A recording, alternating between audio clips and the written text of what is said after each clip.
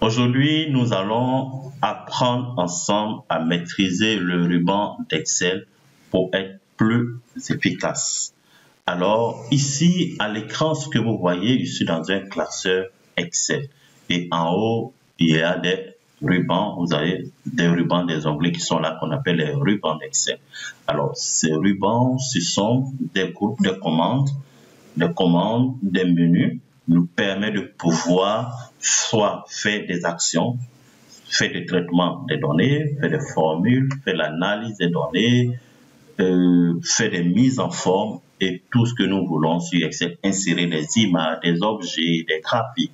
Donc, par exemple, si aujourd'hui on vous demande d'insérer une image, quel ruban vous devez activer pour avoir accès à insérer un graphique ou bien une image. Par exemple, si on dit de supprimer un doublon, sur quel ruban, sur quel onglet d'Excel vous devez rentrer pour avoir accès au menu à la commande ruban. Donc, pour ne pas vous éparpiller ou bien de rechercher quel ruban je dois utiliser pour insérer une image, quel ruban je dois utiliser pour faire des mises en forme, pour insérer une formule, ou bien pour supprimer des doublons. Vous ne savez pas. Donc, pour éviter que vous perdiez le temps à rechercher la commande pour faire telle action, c'est la raison pour laquelle il est très important pour vous de pouvoir maîtriser le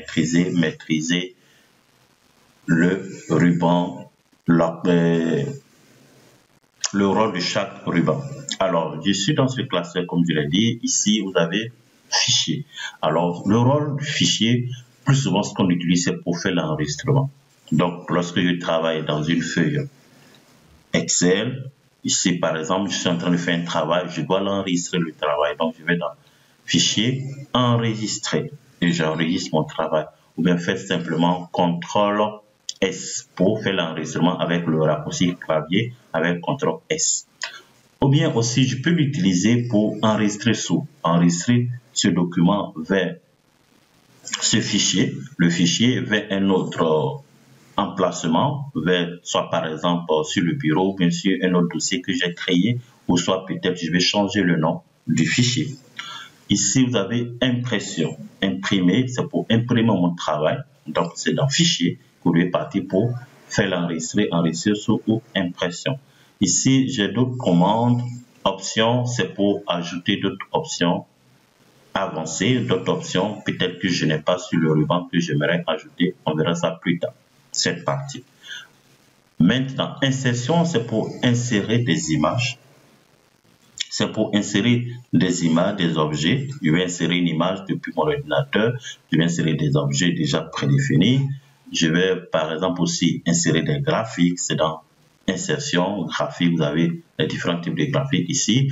Vous voulez insérer, faire des filtres, insérer un lien, insérer des symboles, insérer, prendre une photo. C'est dans insertion. Donc, insertion, c'est insérer des objets, des images. Plus souvent, c'est ce qu'on utilise. Bien que insertion, on peut passer par insertion pour faire le tableau croisé dynamique ou insérer des tableaux. Accueil, vous avez le groupe de commande police. La police, c'est pour changer ici, par exemple, pour changer le style d'écriture. Vous avez plusieurs styles d'écriture.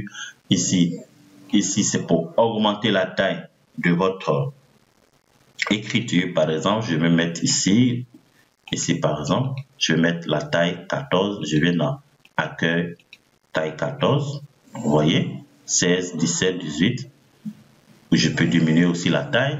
Également, vous avez les lettres A, grand A, petit a, ici A, c'est pour augmenter aussi la taille, le petit a, c'est pour diminuer la taille, c'est la même chose. Ici, vous avez des couleurs de remplissage, ok, ici, vous avez les couleurs de police.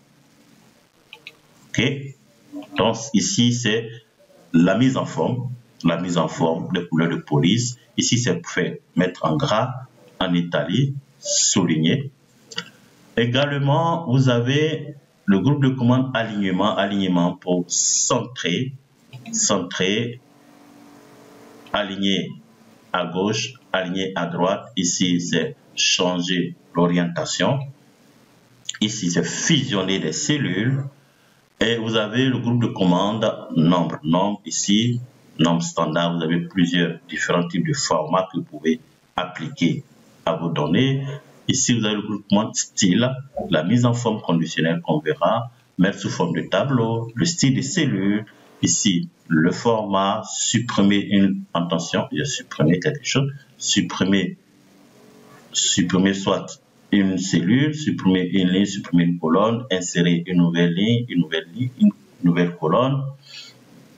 Ici, la somme automatique. Ici, c'est rechercher, remplacer. On verra tout ça en détail plus tard. Alors, vous avez les formules, différents types de formules. Vous avez mise en page pour faire la mise en page d'impression. Avant d'imprimer une feuille Excel, pour faire la mise en page. Et également affichage pour personnaliser l'affichage de vos données, de votre feuille. Vous avez développeur encore plus avancé pour les macros. Donc, voici l'essentiel des rubans sur Excel que vous pouvez maintenant utiliser. Donc, on peut voir en détail, il y a d'autres options, d'autres groupes de commandes que je n'ai pas indiqué, mais les plus importants, les plus utilisés, c'est ce que je viens de vous montrer. Donc, vous avez ce document où vous pouvez l'exploiter en détail de tout ce que j'ai pu mentionner. Par exemple, ici, j'ai aligné vers la gauche et on ne voit pas tout le test. Donc, je vais dire j'ai aligné vers la droite au moins. Je dis aligner à gauche et tout le test revient. Je vais enlever la couleur. Ok, j'enlève la couleur. Aucun remplissage. Ici, automatique noir. Ici, pourquoi? Donc, je prends ça. Ok, remplissage. Et je fais la même mise en forme. Ok, donc vous avez le détail de tout ça. Alors, le site pratique ici, nous allons créer une nouvelle feuille qu'on va nommer fichier pratique.